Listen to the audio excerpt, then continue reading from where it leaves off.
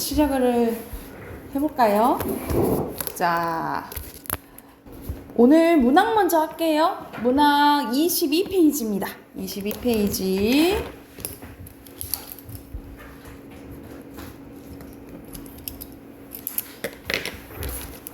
자, 22페이지 보면 우리가 계속 저번 시간에는 시의 운율 했잖아요. 그쵸? 시의 운율을 했으면 오늘 할 부분은 시의 이미지입니다. 우리가 시의 3요소를 주제, 운율, 그리고 심상이라고 했어요. 그래서 오늘 할 부분이 심상 부분이라고 생각을 하시면 됩니다. 그래서 같은 말로 이미지예요. 그래서 나와 있죠. 이미지는 같은 말로 심상으로 시를 읽을 때 떠오르는 구체적인 모습이나 움직임, 상태 등을 의미한다라고 보시면 돼요. 우리가 시를 읽으면 어떤 상황인지 머릿속에 이렇게 떠올려지잖아요. 그치? 그걸 이제 심상이라고 생각하시면 돼요. 자, 보통 우리가 감각적 이미지라고 얘기를 하는데 우리는 오감각이 있잖아요. 오감각 뭐야? 시각, 청각, 후각, 미각, 촉각 있죠. 그쵸? 그와 관련된 이제 이미지를 감각적 이미지를 하고 이런 이미지들의 효과입니다. 시적 상황이나 정서를 형상화해줘요. 형상화하는 단어 자주 이제 나오지 눈에 보이게끔 표현해준다라고 보시면 되고요. 시적 대상의 인상을 선명하게 해줘요. 그리고 시의 분위기를 구체적이고 감각적으로 환기시켜서 환기를 불러일으켜준다라는 소리야. 구체적이고 감각적으로 환기시켜줘서 의미를 보다 생생하게 전달해준다라고 보시면 돼요. 그래서 종류가 크게 밑에 이제 7가지로 나와 있죠. 우리 보통 6가지로 이제 나왔는데 이제 7가지까지 이제 봐야 돼요. 자, 알다시피 시각적, 청각적, 후각적, 미각적, 촉각적 이렇게 5감각 있고요. 자, 그런데 밑에 자, 공감각적과 복합 감각적 이미지가 나와 있죠. 여기서는 공감각적 이미지는 어느 감각을 다른 감각으로 옮겨서 표현하는 거예요. 우리가 옮겨서 표현한다는 것은 예를 들어서 봐봐. 새파란 초생달이 실이 돼. 우리가 새파란 거 색깔이니까 눈, 시각적인 거죠. 그쵸? 근데 초생달 우리가 실이다. 우리가 이 실을 이렇게 표현하잖아. 촉각이잖아. 그래서 시각을 어떻게 표현한 거야? 촉각적으로 표현한 거야. 그래서 이것을 시각의 촉각화라고 해요. 이런 식으로 하나의 감각이 다른 감각으로 옮겨서서 표현하는 것을 공감각적 심상이라고 해요. 이 공감각적 심상은 같은 말로 감각의 땡땡이라고 해요. 뭘까? 두 글자로 옮겨져 가요. 옮겨가는 거예요. 단어로 한번 뭘까? 애들이 이동이요 이렇게 먼저 얘기하는데 여기서는 우리가 전이라고 해요. 전이 감각의 전이라고 한다라고 보시면 되고 예를 들어서 그냥 연달아 감각이 나오면 그건 공감각으로 보지 않아요. 예를 들어서 술이 익는 후각적, 타는 전을 시각적 이런 식으로 이미지가 연달아 온달아 해서 공감각으로는 안 봐요. 그냥 이거는 따로따로 나오면 복합 이미지라고 봅니다. 복합이라고 생각하시면 됩니다. 그래서 이미지에는 특히 감각적 이미지에는 이 오감각에다가 플러스로 뭐 있어요? 공감각적 이미지 그리고 복합 감각적 이미지 이렇게 있다라고 보시면 됩니다. 이해됐을까요? 그러면 해당하는 거 옆에 문제 같이 한번 봐볼게요. 자, 김광균의 대생이라는 작품입니다. 향료를 뿌린 듯 하되 향료를 뿌린 듯 뭐뭐 듯이 나오니까 직유법이죠. 곱다란 노을에 곱다란 노을이잖아. 우리가 노을빛이 있는 시각적이죠. 그치? 그런데 향료를 뿌린 것 같대. 그러면 시각을 어떻게 표현한 거예요? 후각적으로 표현한 거죠. 그러면 여기서는 공감각적 심상 나왔고 특히 시각의 후각화라고 보시면 되겠죠. 전신주 하나하나 기울어지고 먼 고가선 위에 밤이 켜진대요. 우리가 밤이 왔다 라는 낮이다 또는 밤이다 이런 표현을 하지만 켜진다라는 표현은 잘 안 쓰잖아, 그치? 그래서 우리가 보통 사용하는 것과 다르게 표현하면 뭐라고 하냐면 낯설게 하기라는 기법이라고 해요. 그래서 낯설게 하기가 쓰였고요. 구름은 보랏빛 색지 위에, 이 보랏빛 색지는 말 그대로 노을이 있는, 노을이 진 하늘을 의미하는 거잖아, 그치? 그래서 은유법 쓰였고요. 마구칠한 한 다발 장미 같다라는 거야. 그래서 구름이 뭐라고? 마구칠 한 다발 장미 같다라고 표현을 한 거죠, 그쵸? 여기도 은유법이네요, 그죠? 목장의 깃발도 능금나무도 불면 꺼질 듯이 외로운 들길이래. 들길을 외롭다라고 표현했네, 그쵸? 뭐 의인법 이렇게 볼 수도 있고 말 그대로 들길이 외롭지만 사실 누가 외로운 거야? 내가, 그치, 내가 외로운 거야. 이걸 뭐라 하냐면 내 감정이랑 똑같은 거 감정이입이라고 보시면 돼요. 그래서 여기서는 후각적 이미지 쓰였어요? 선생님 후각 쓰였잖아요. 이렇게 보면 안 돼. 공감각이 쓰인 거예요. 그쵸? X고요. 밤이 켜진다는 시각이죠? X. 보랏빛 색지는 시각 맞죠? O. 그리고 따뜻한 분위기예요. 외롭다 있잖아. 그치? 약간 쓸쓸한 분위기죠. X라고 보시면 됩니다. 그리고 밑에는 유치원의 깃발이라는 유명한 시예요. 이거는 이 구절은 많이 봤을 거야. 소리 없는 아우성. 구절 많이 봤지, 그치? 자, 이것은 소리 없는 아우성이래요. 이것은 뭐냐면 제목인 깃발을 의미합니다. 깃발을 우리가 바람 불면 팍팍팍 막 움직이잖아, 그치? 자, 근데 이거는 소리가 없는 아우성이래요. 이렇게 표현을 했네. 자, 왜 그러냐면 움직이는 움직이는 거야. 근데 소리가 안 나니까 소리 없는 아우성이라 표현했다라고 보시면 돼요. 근데 겉으로는 말이 안 되죠? 이 부분이 역설법이에요. 역설법. 대표적인 역설법이에요. 저 푸른 해원을 향해서 흔든대. 그러니까 이 깃발은 어딜 가고 싶은 거야? 푸른 해원을 가고 싶은 거야. 여기서 이 푸른 해원이 내가 가고 싶은 이상향이라고 보시면 됩니다. 영원한 노스테이지어는 우리가 향수예요. 여기서 향수는 그리워하는 걸 향수라고 하잖아. 그치? 고향을 그리워하는 거. 자, 이거는 영원한 노스테이지어의 손수건이래요. 그래서 선생님이 네모 치는 거 있죠? 네모 치는 것은 이것도 이렇게 보셔야겠다. 이렇게 선생님이 형광펜으로 표시할게요. 이건 표시하는 것은 다 깃발을 나타낸다라고 생각하시면 돼요. 그래서 크게 보면 뭐라고 생각하면 돼? 이 부분은 은유법이라고 보시면 되겠죠. 다 깃발을 아우성 그리고 노스트레 손수건 이러고 비유를 한 거예요. 순정도 깃발이야. 순수한 마음이겠죠. 순정은 물결같이 지규법 바람에 나부끼고 오로지 맑고 곧은 이념의 표대 끝에 이 이념의 표대는 깃대를 의미하는 거야. 깃발을 매달고 있는 깃대 있죠. 깃대를 의미하는 거야. 그래서 사실 막 깃발은 어디를 가고 싶다고 얘기하는 거야. 즉 해원을 막 가고 싶잖아. 그치? 푸른 해원을 가고 싶어서 막 흔들리는데 얘는 못 가. 왜 못 가? 지금 어디에 묶여져 있어? 깃대에 묶여져 있어. 그래서 가고 싶어도 가지 못하는 상황인 거예요. 그러니까 당연히 어떻겠어? 슬프겠지, 그치? 그래서 애수라고 표현한 거, 슬픈 애자예요. 애수는 백로처럼 지규법 날개를 폈대요. 그래서 여기서는 막 가고 싶지만 가지 못하는 인간의 이제 근원적인 한계에 대해서 이야기한 시라고 보시면 돼요. 그래서 깃발의 어떤 이미지냐면 시각적 그리고 청각적. 시각적인 거 우리가 깃발이 막 움직이는 것을 소리 없다고 표현했잖아요. 그치? 청각적으로 표현했고요. 소리 없는 아우성에는 그래서 공감각적 이미지가 쓰였어요. 공감각도 있어. 그리고 백로와 색채 대비가 되어 있는 것은 백로는 흰색이잖아요. 그쵸? 여기와 색채 대비인 것은 푸른색, 푸른 해원입니다. 푸른 회원.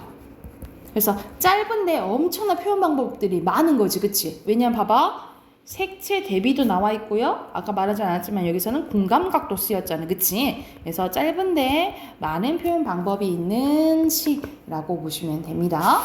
그러면 넘겨서 또 여러 가지 우리가 심상에는 감각적인 것도 말고 다양한 이미지들이 있어요. 이 다양한 이미지들은 첫 번째 역동적 이미지, 같은 말로 동적 이미지라고 보시면 돼요. 움직임이 있으면 역동적 또는 동적, 움직임이 없으면 정적이라고 보시면 되겠죠. 그리고 상승은 올라가는 거, 하강은 내려가는 거. 그래서 예를 들어서 여기서는 하직했다 또는 뭐 떨어진다 이런 단어를 통해서 하강적 이미지를 알 수 있다라고 보시면 되고, 또는 긍정적 이미지 또는 부정적 이미지, 이것도 대조되는 이미지죠, 그쵸?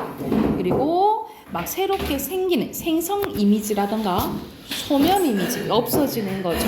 예를 들어서 우리가 봄 같은 이미지는 새로운 생명들이 막 생기잖아, 그치? 근데 소멸 이미지는 보통 뭐 예를 들어서 겨울이면은 잎이 다 떨어지고 축포하잖아요, 그쵸? 이런 것들이 이제 소멸 이미지라고 생각하시면 되겠죠. 자, 그리고 여기 봐보자. 원형적 이미지라는 게 있거든요. 이 원형적 이미지라는 건 뭐냐면 인류가 삶을 통해서 보편적으로 형성한 이미지라고 보시면 되겠죠. 이게 뭔 말이냐면 우리 보편적인 것을 누구나 해야 된다는 것을 보편적이라는데, 인간이라고 한다면 느낄 수 있는 이미지를 원형적 이미지라고 해요. 그러니까 예를 들어서 우리가 불 하면 어떤 이미지야? 예진이가 생각했을 때 불 하면 어떤 이미지가 떠올려져?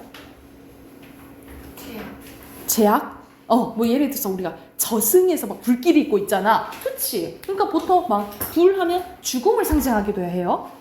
그리고 만약 물 하면은, 승민이 물 하면 어떤 이미지가 떠올리지? 동영상. 어떤 이미지가 떠올려져요? 물 하면. 그냥 생각나는 대로. 생명. 그치, 뭐 생명수라는 뭐 말 하잖아, 또. 아니면은 우리가 물로 씻죠. 그래서 물로 씻으니까 정화, 뭐 이런 이미지가 있어요. 이런 거는 봐봐. 여러분이 인간이잖아? 인간이라면 느낄 수 있는 이미지 있죠. 그런 것을 원형적 이미지라고 해요. 그러면은, 자, 어떤 이미지들이 있는지 또 오른쪽 한번 봐볼게. 25쪽 봐볼게, 25쪽.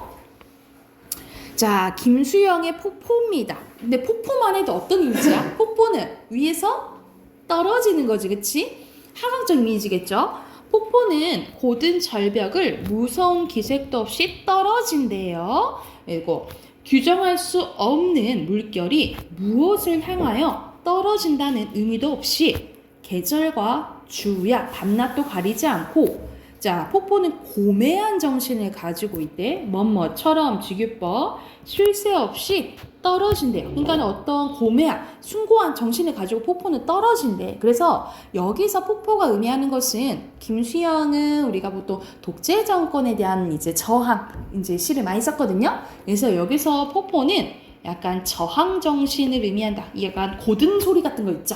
이런 것들이라 생각하면 돼. 그러면 폭포는 움직이잖아, 떨어지잖아.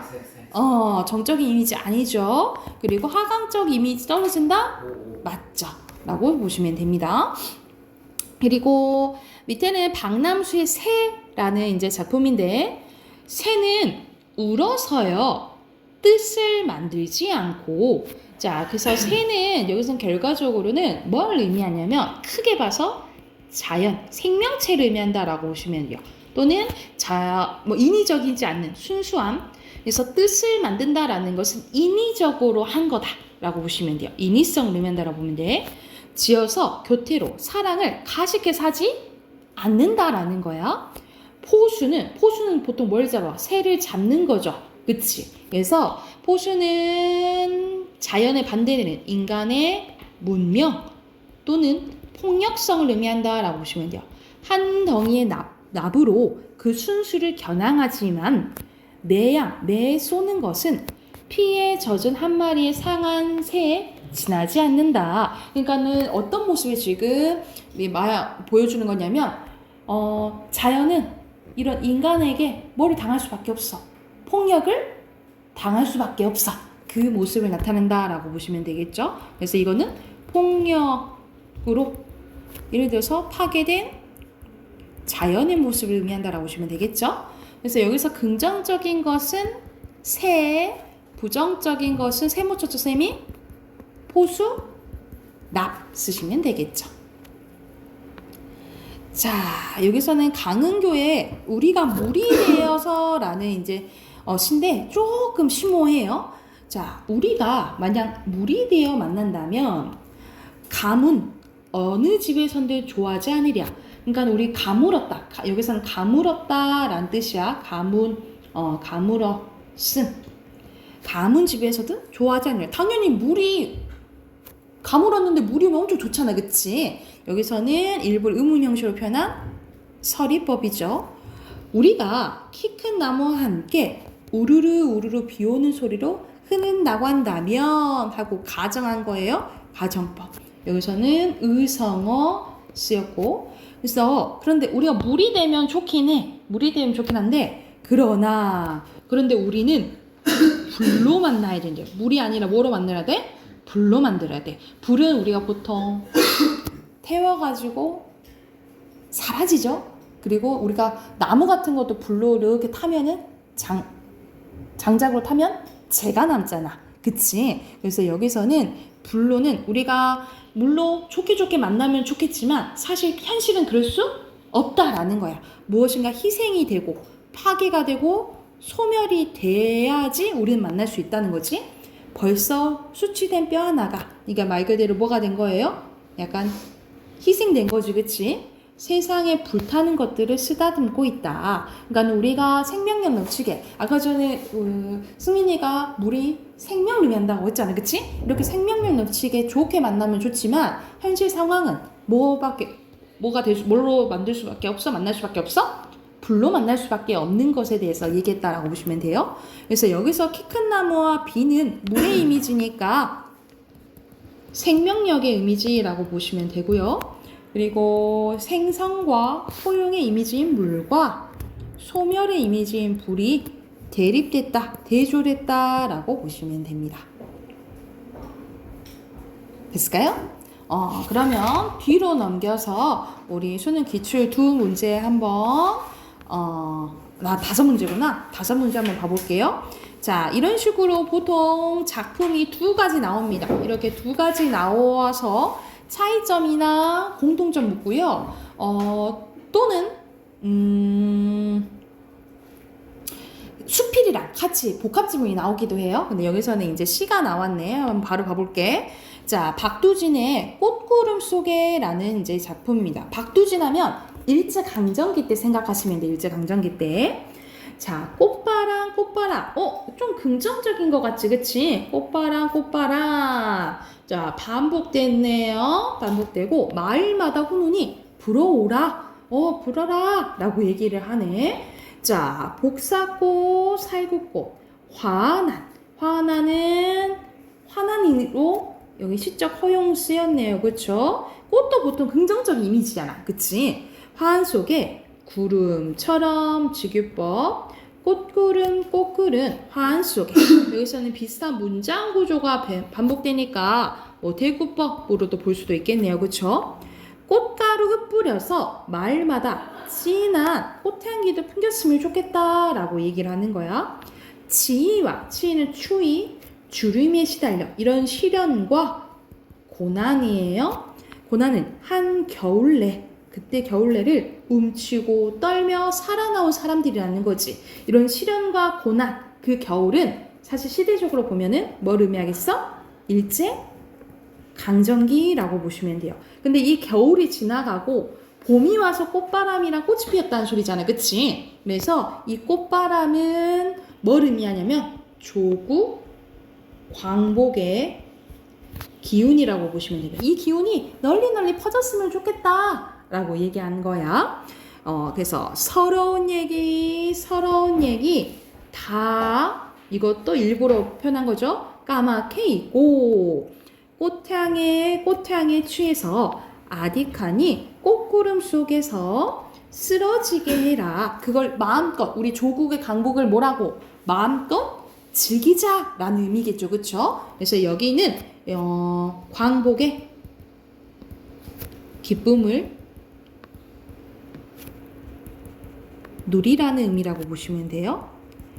나비처럼 직유법 쓰였네. 쓰러지게 하라. 이렇게 막 쓰러질 만큼 이 기쁨을 누렸으면 좋겠다라고 말한 시라고 보시면 됩니다. 그래서 주제는 그냥 겉으로만 보면 꽃이 핀다 하니까는 봄을 얘기하는 거겠죠. 그래서 그냥 겉으로만 보면 아름다운 봄을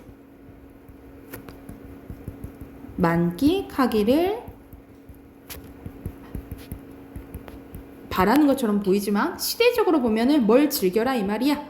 조국 광복의 기쁨을 누리기를 염원하고 있다라고 보시면 돼요. 염원은 간절히 바란다 이런 뜻이에요. 염원하기를 바란다 라는 게 이 시의 주제라고 보시면 됩니다.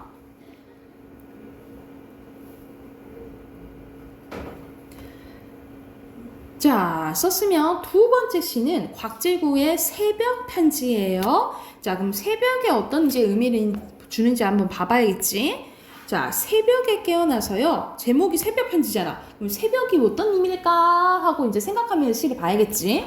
새벽에 일어나 반짝이는 별을 보고 있으면요. 우리가 꼭 다 그런 건 아닌데 우리 별은 반짝반짝 빛나잖아요. 그리고 어디에 있어? 하늘에 있잖아, 그치? 우리가 바라다 보는 거야. 그래서 보통 뭐 해나 별이나 달은 내가 바라는 약간 희망적인 거, 내가 바라는 이상을 의미한다라고 보시면 돼요.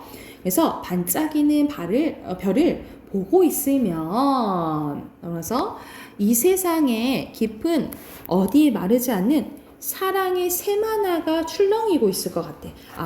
고로 반짝이는 별은 뭐 사랑도 의미하겠죠, 그렇죠?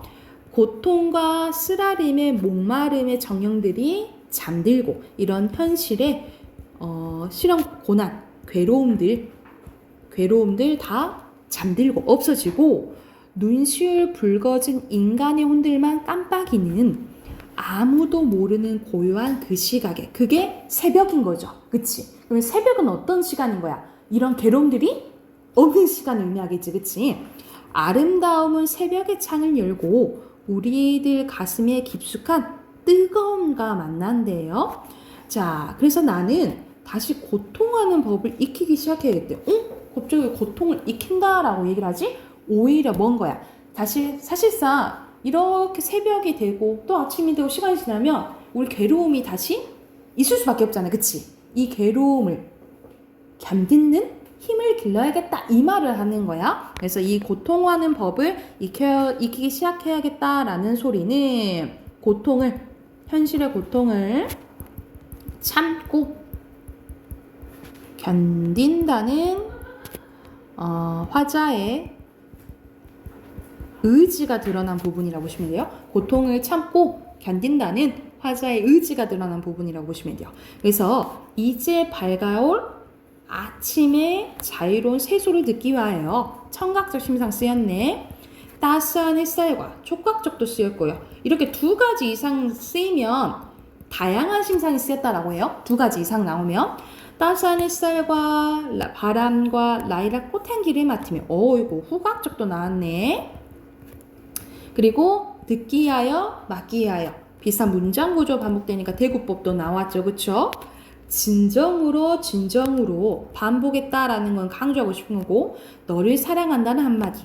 그래서 나는 새벽 편지를 쓰기 위해서 새벽에 일어난대요. 그러니까 이 새벽에 쓰는 편지의 의미는 다시 한번 나의 마음을 다잡는 거야. 그래서 나 힘들지만 다시 한번 해봐야지 라고 의지를 다잡는 행위가 편지 쓰는 거라고 생각하시면 돼요. 그래서 새벽 편지가 의미하는 것은 희망과 예를 들어서 희망과 사랑, 희망찬 삶에 대한 삶의 의지를 다지는 행위라고 보시면 되고요. 선생님 이거 빼먹었다. 여기서는 이렇게 하기 위해서 고통하는 방법을 익히기 시작했다 라고 나오잖아요. 그치? 여기서 어순이 바뀌었네. 어순 바뀐 거 뭐죠? 무슨 법이죠? 역순에 어순이 바뀌면 아 도치법이에요. 새벽에 일어나 반짝이는 별을 보고 있으면 여기도 반복됐네. 그치? 이 세상의 깊은 어디에 마르지 않는 희망의 새만화가 출렁이고 있을 것 같아. 그러니까는 이런 식으로 힘들더라도 마음을 다잡고 계속해서 해나가다 보면 내가 바라는 가치를 얻게 되지 않을까라고 바라는 시라고 보시면 됩니다. 그래서 주제는요. 이것도 주제 쓸게. 고통스러운 현실에서 발견하는 사랑과 희망이라고 보시면 됩니다. 고통스러운 현실에서 발견하는 사랑과 희망이에요. 자, 주제 쓰셨으면 옆에 5문제 있죠? 5문제 풀고 답 확인해 볼게요.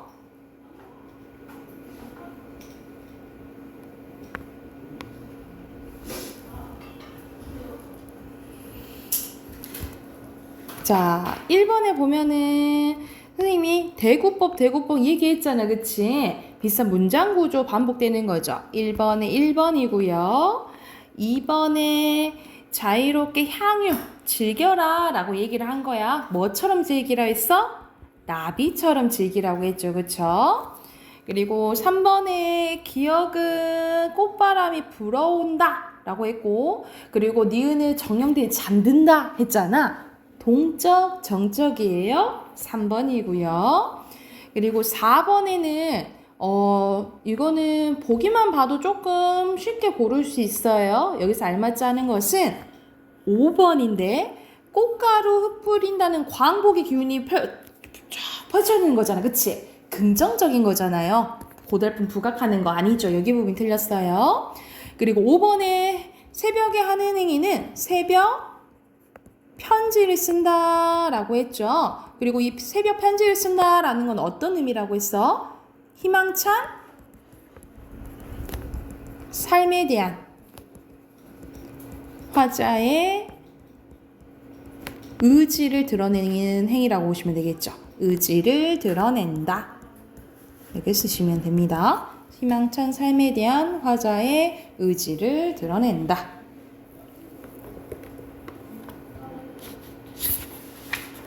됐나요? 그 다음에 우리 독서 해봅시다. 독서 답 확인해야 되죠.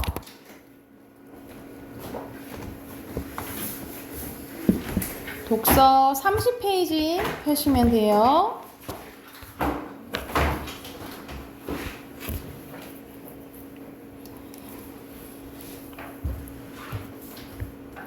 자, 바로 답 확인해보면 1번에 대조 표시하는 거는 3문단의 단면에 표시하시면 되고요. 자, 이거는 뭐 순서 상관은 없어요. 통화주의와 케인즈주의, 그리고 통화정책과 재정정책이에요. 그리고 밑에는 통화주의에 들어가고 1번부터 1번은 시장 개입, 2번에 적극적, 3번에 통화 정책, 4번에 투자고요.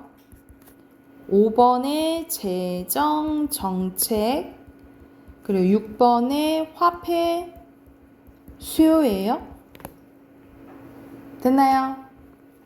자, 오른쪽 갑니다. 오른쪽에는 이제 분류 나오는데 여기서 중심 화제는 동그라미 치라고 했잖아요. 암호통신에 대해서 얘기했고요. 자, 5번은 분류한 기준 찾으라 했죠. 대칭키랑 공개키 방식으로 나뉘어지잖아. 뭐를 기준으로? 뭐 여기 표시하시면 됩니다. 암호화나 복호화에 대한 키를 관리하는 방식에 따라서 나눈 거죠. 그리고 오른쪽엔 이렇게 표시하면 되겠죠. 자, 넘겨서 32쪽 봐봅시다. 32쪽 보면은 우리가 첫 번째, 두 번째 문답까지는 선생님이랑 봤고, 자, 그 다음에 뭐에 대해서 나오냐면 니체에 대해서 나와요. 이 니체가 허무주의에 빠졌다라고 했잖아, 그치? 얘는 이원론적인 것을 부정했죠. 그래서 얘는 인간은 힘의 의지로 뭔가 창조적인 생성작용을 해야 된다라고 봐. 그래서 그 대표적인 게 예술인데, 니체의 생각이 어디에 영향을 줬냐면, 오른쪽 같이 가보자.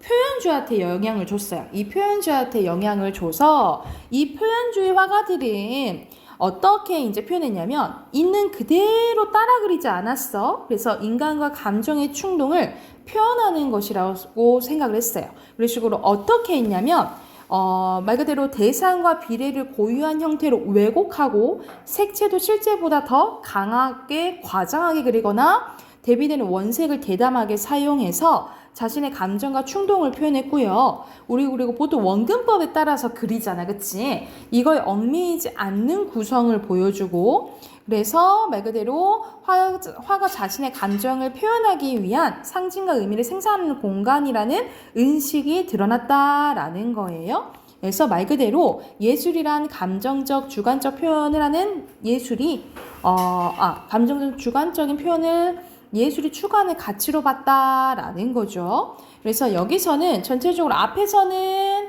어떻게 생각하는 그 이원론적 생각이 나오고 그 다음 이원론적 생각 아니다 라는 니체의 생각 나온 다음에 니체가 어디에 영향을 줬다 했어? 표현주의 화가들한테 영향을 줬다 했잖아, 그치? 그래서 여기서 가장 적절한 것은 5번이고요. 자, 그리고 2번에 기억에 대한 설명으로 가장 적절한 거예요. 기억은 존재거든요. 존재에 대해서 자, 헤라클레이토스와 니체는 존재는 변한다고 했어요. 1번이 답이네요.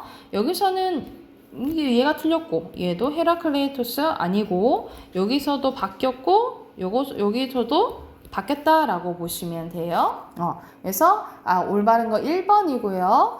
3번의 표현주의 화가들에 대한 설명을 적절하지 않은 것은 얘네들은 그대로 재현한다 했어? 재현하지 않는다 했어요. 그럼 답이 딱 보이지? 2번이요. 뭐 봐? 안 했어. 그리고 4번의 적절한 거 아까 선생님이 일부러 요 부분을 본 거예요. 4번을 풀려고 요 부분에서 표현주의 애들이 어떻게 표현했는지 이거에 따르면 가장 적절한 것은 뭐겠어요? 4번이죠. 원색 나타냈다 했잖아, 그치? 이 부분 보시면 되고 넘겨서 자, 또 내용 전개 방식 파악해 볼게요. 오늘 할 부분은 분석과 문제 해결입니다. 자, 분석은 자, 분류랑 달라요. 분류는 나누는 거지, 그치? 근데 분석은 한 대상의 구성 요소를 보는 거예요. 그래서 분석은 한 대상의 여러 분을 나누어 설명하는 것을 얘기를 합니다. 그래서 분석의 대상을 파악한 후 분석과 관련된 표현인 구성 요소라든지 현상과 원인 분석이라든지 장단적 분석, 한계 분석 이런 단어를 통해서 여기서 분석이 쓰였겠구나 라고 힌트를 얻으시면 돼요. 그래서 그 부분에 대해서 표시하면서 읽어라 라는 내용입니다. 그럼 이것도 예시 한번 봐볼게. 자, 자동차 매연으로 인한 대기 오염이 갈수록 심해지면서 각국에서는 앞다퉈 환경 오염을 줄일 수 있는 자동차를 생산하는 데 박차를 가하고 있는데 그중 상용화에 성공한 대표적인 사례로 친환경차인 하이브리드 자동차를 들 수 있습니다. 여기서 하이브리드란 두 가지의 기능을 하나에 합쳤다는 뜻으로 내연기관인 엔진만 장착된 기존의 자동차와 달리 차이점 나오죠. 하이브리드 자동차는 내연기관 엔진에 전기 모터와 함께 장착한 것을 특징입니다. 그러니까는 기름으로도 굴러가고 전기로도 굴러가는 거죠, 그치? 하이브리드 자동차를 만드는 방법에 따라서 구동 방식과 구조상의 차이는 있지만 대체로 다음과 같은 핵심 구성 요소들로 구성 요소라는 말이 나오네, 그치? 요소들로 이루어져 있대요. 어떤 걸로 이루어져 있는지 봐보자. 내연기관 엔진은 기관 내부에서 연료를 연소시켜 열 에너지를 기계적 에너지로 바꾼대요. 그래서 첫 번째 내연기관 엔진 나와. 그리고 전기 모터는 자동차의 주행 상태에 따라 전동기나 발전기 역할을 할 수도 있고 작동하지 않을 수도 있대. 전동기의 역할을 할 때는 전력을 사용하여 자동차를 움직이게 하고 발전기 역할을 할 때는 회전 에너지를 전력으로 바꿔 배터리를 충전하는 역할을 한대요. 또한 배터리는요. 전기 모터가 필요로 하는 에너지를 공급하는 장치로 자동차의 주행 상태에 따라 에너지가 충전되기로 한데 그 외 구성 요소에는 뭐가 있는 거야? 내연기관 엔진과 전기 모터의 회전, 운동을 바퀴에 전달하는 변속기가 있고요. 그리고 연료를 보관한 연료 탱크 있어야겠지. 그리고 전력이나 전기 모터를 제어하는 모듈이 있고요. 그리고 배터리 상태를 또 확인하는 모듈이 있대. 이 모듈이 두 개가 있네, 그치? 그래서 여기서는 하이브리드 자동차 이제 구성 요소를 밝힌 거죠, 그쵸? 그래서 분석 대상은 뭐예요? 하이브리드 자동차고요. 이 단어 관련된 것을 표시해줬지? 구성 요소 쓰시면 되겠죠. 그리고 분석한 요소 순서대로 첫 번째 거 뭐였어? 내연, 기관, 엔진이고요. 그리고 전기 모터는 두 가지 역할을 한다 했죠. 첫 번째는 전동기 역할, 두 번째는 발전기 역할. 그렇지. 그리고 배터리 있어야 되고 마지막에 변속기, 그 다음에 연료 탱크 있어야겠죠? 그리고 모듈 두 개 있었지. 이런 식으로 구성 요소 밝히는 게 분석이고요. 오른쪽 가보자. 오른쪽에 보면은 문제 해결 나와요. 말 그대로 먼저 문제점 문제 상황 얘기해주고 그걸 해결하는 방법 나오겠지, 그치? 자, 의문이나 문제 상황을 제시하고 이에 대한 해결 및 보완 방안을 제시하는 것을 말 그대로 문제와 해결이라고 합니다. 의문이나 문제 상황을 제시할 때는 의문 형식을 사용하는 경우가 많아요. 해결 및 보완 방안은 한 가지 이상이 있는 경우가 많으므로 번호를 매겨서 분류하고요. 해결 및 보완 방안은 여러 가지일 수도 있고 또 여러 방향일 수도 있다라고 이제 나오네요. 그러면은 또 예시는 어떻게 진행되는지 한번 봐볼게. 자, 인간의 몸은 약 70% 물로 이루어 구성되어 있고요. 물은 영양소와 산소를 몸 전체에 운반하고 노폐물을 소변, 땀 등을 통해서 밖으로 내보내는 역할을 합니다. 이러한 물이 절대적으로 한정된 달 기지나 우주 정거장에서는 버려진 물을 여과해서 사용해야 되는데 물을 지구에서 우주로 실어 나르기에는 너무 큰 비용이 발생하기 때문입니다. 일반적으로 중력이 작용되는 지구에서는 폐수가 필터를 통해서 아래로 이동해서 여과가 되는데 달 기체에서도 물이 아래로 흘러 필터를 통과하지만 중력이 낮아서 그 속도가 너무 느리다는 거예요. 그렇다면 중력이 거의 없는 우주 정거장에서 어떻게 폐수를 여과할까? 이게 문제 상황이겠죠. 그렇죠? 그러면 이 해결 방안이 나오겠네. 가장 좋은 방법은 중력처럼 작용하는 힘을 만들어준다는 거예요. 이게 해결 방안이겠지, 그치? 뉴턴의 운동 법칙에 의하면 외부의 힘이 작용되지 않을 때는 운동하는 물체는 등속 직선 운동을 해요. 물체의 운동 방향을 바꾸려면 외부의 힘이 필요한데 그리고 운동 방향의 수직으로 일정한 크기의 외부 힘이 작용하면 이 물체는 등속 원운동을 하게 된다는 거야. 이렇게 원의 중심 방향으로 작용하여 원운동을 유지하는 힘이 구심력.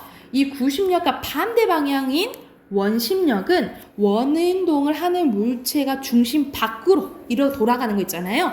나가려는 가상의 힘으로 어떤 힘이 존재하는 것이 아니라 물체가 이 등속 직선 운동하려는 관성에 의한 효과라고 보네요. 그래서 사람이 회전하는 물체 안에 있다면 이 원심력을 뭐처럼 생각하게 된다는 거야? 중력처럼 인식하게 된다라는 거예요. 그래서 이게 문제, 여기가 해결 방안이라고 생각하시면 되겠죠? 그래서 순서대로 빈칸 넣으시면 중력 그리고 여과 넣으시면 되고 해결 방안에 해당하는 것은 벌써 밑줄 그었네, 그치? 첫 번째 문장 밑줄 그어 놓으시면 되겠죠. 이해됐나요? 이게 대표적인 문제 해결이에요. 그래서 뒤로 넘겨서 해당하는 또 문제 쭉 풀어보고 답 확인해 볼게요. 39쪽까지 푸시면 됩니다. 39쪽까지 푸시고 답 확인해 볼게요.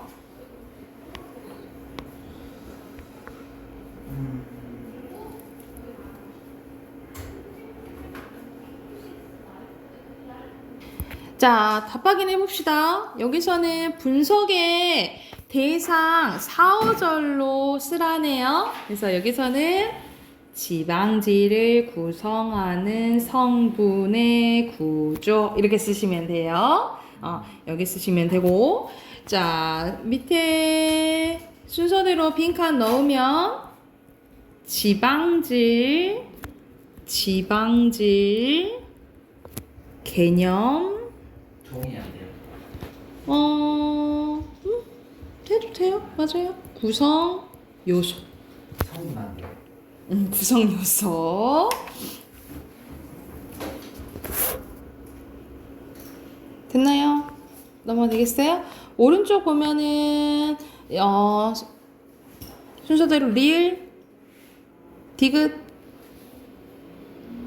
니은, 기억이죠.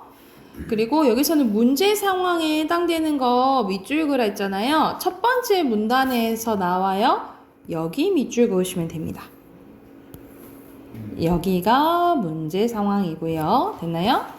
그리고 빈칸 뭐 있어요? 순서대로 감정, 조절, 전략, 그리고 부정적인 생각, 부정적인 감정. 그리고 두 번째, 회피, 분산 전략, 무관심한 태도. 그리고 마지막, 그렇지, 상호작용 과정입니다. 그리고 뒤로 넘기면, 됐어요? 뒤로 넘기면 여기서는 아까처럼 같이 했었잖아. 문제 해결 구조잖아요. 그쵸? 그러면 여기서는 3번 아니에요. 니은이고요.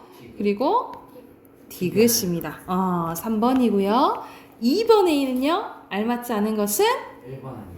오케이. 원심력 가상임이라 했어. 그치? 그리고 3번은 기준이 뭐가 될까?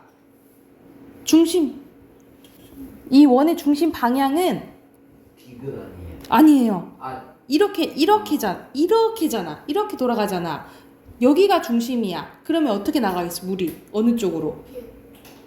미음의 반대로 니은으로 나가겠죠. 여기가 기준이니까 반대로 니은으로 나가야 되겠지. 됐을까요?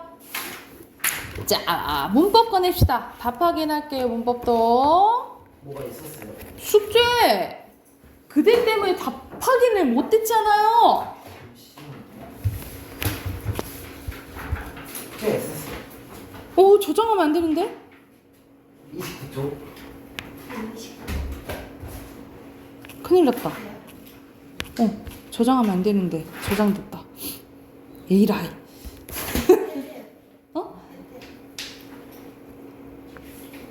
핵 썩어? 29초. 28, 29쪽. 내 문제밖에 없어서 한 5분 만에 했어요. 자, 9번 봐볼게요. 자, 9번에 여기서는 입는, 뜯는 다 어떤 현상이 일어나? 비음화 일어나죠. 그쵸? 그러면 비음하면 뭐가 다 닦인다고 했죠? 조음? 좋은 방. 그렇지. 방식 앞자음에 좋은 방식. 그렇지. 1번이고요. 빈칸은 비음화, 빈칸 괜찮아요. 위치, 그리고 방식이에요. 그리고 10번에 기억은 무슨 현상이야? 음절의 끝소리 규칙이죠? 네. 니은은 약밥. 선생님 약밥 좋아하는데. 약밥. 그리고 잡다. 된소리 대기. 노치 맏형은 그렇지. 국외음악? 거센 소리 대기, 그치? 거센 소리 대기죠? 그러면 가장 적절한 것은? 오케이, 3번이죠. 이렇게 음절 끝소리 기출 적용되고 그 다음에 합쳐지지, 그치?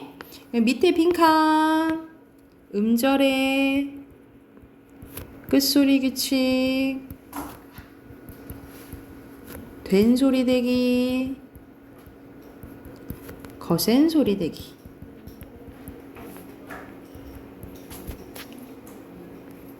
그리고 29쪽 맨 밑에 빈칸으로 갈게요. 여기서는 변별적 자질, 그리고 플러스 F, 마이너스 F, 그리고 음성적, 그리고 음운, 현상, 상호, 예측성, 그리고 효율성입니다.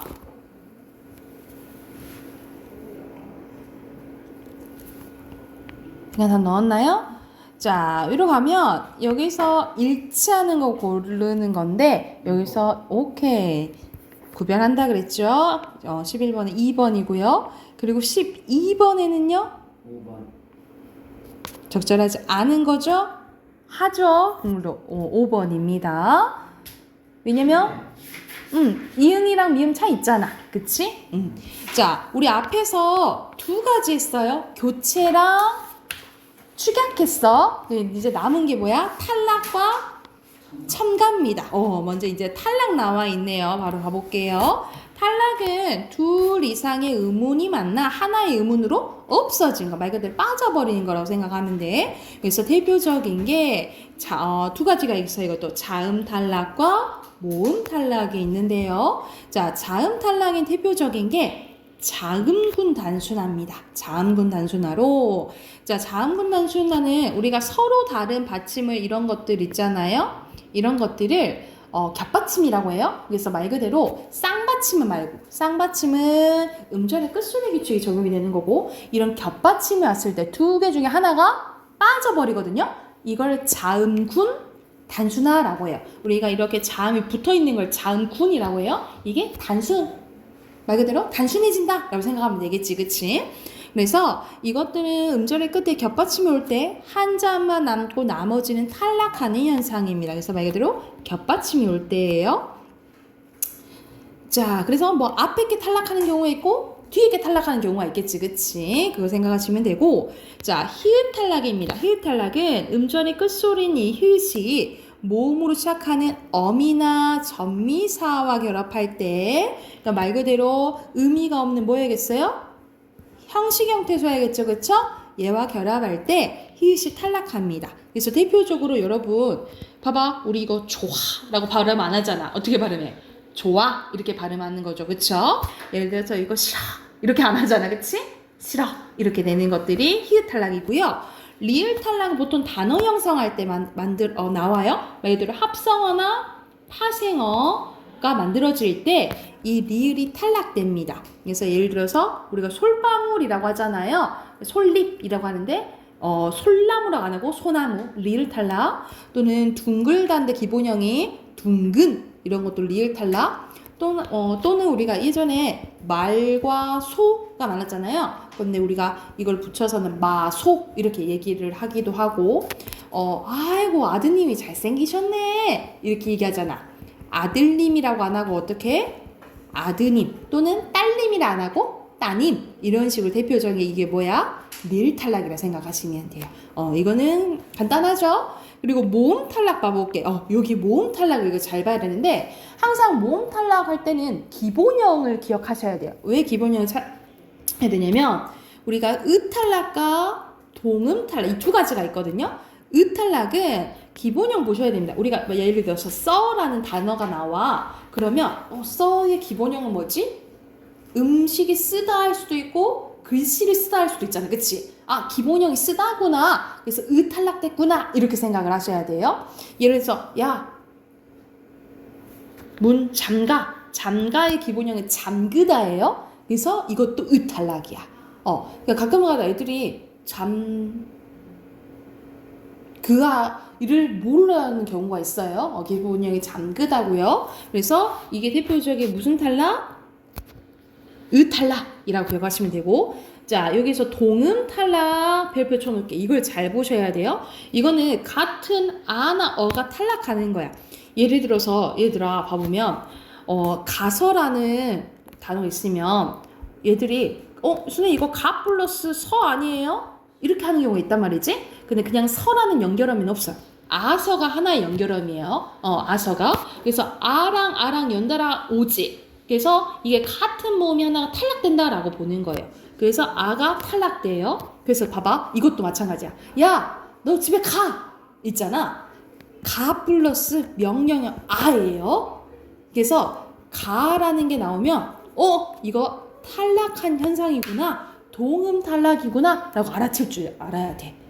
그래서 가는 그냥 가가 아니야. 너 집에 가 했을 때는 가 플러스 아예요. 그래서 동모음 탈락이라고 보시면 돼요. 타다도 마찬가지야. 여기서는 과거를 나타낸 연결음이 at이 나온 거예요. 그치? 그래서 여기서 아가 또 탈락됐다. 이게 동모음 탈락이라고 보시면 돼요. 여기서는 동음 탈락이라는데 동모음 탈락 이렇게 얘기해요. 탈락입니다. 그래서 여기서는 크게 두 가지 현상이 있는 거죠. 자음 탈락과 모음 탈락. 근데 여기서 왼쪽에 보면은 잠깐 여기 봐보자. 히읗 탈락의 표기 반영이랑이 나오는데 우리가 이거는 조아라고 발음하지만 쓸 때는 히읗을 쓰죠. 그치? 근데 여기선 봐봐.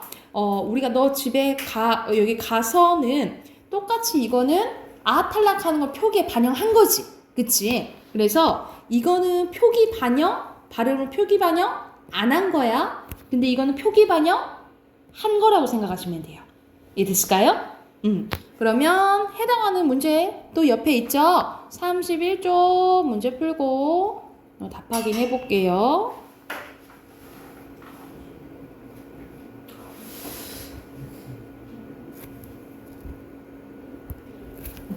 같이 봐볼까요?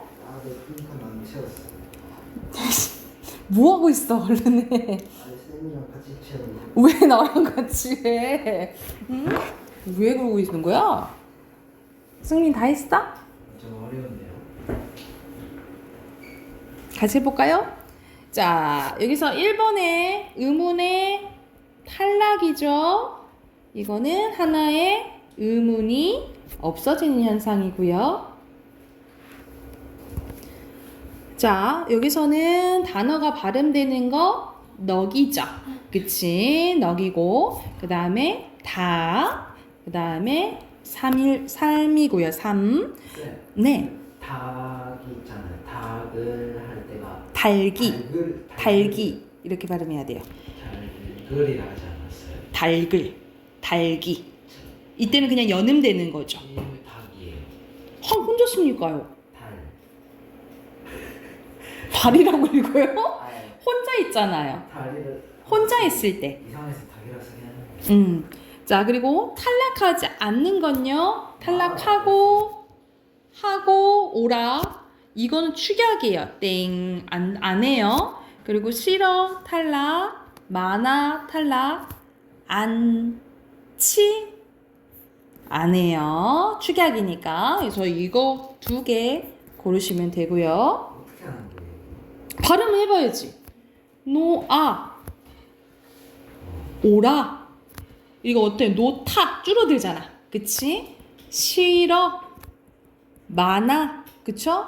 그리고 이거 옆에 안치죠? 안치. 이거 줄어드는 축약되는 거잖아요. 그쵸? 그리고 여기서는 싸전 탈락돼요.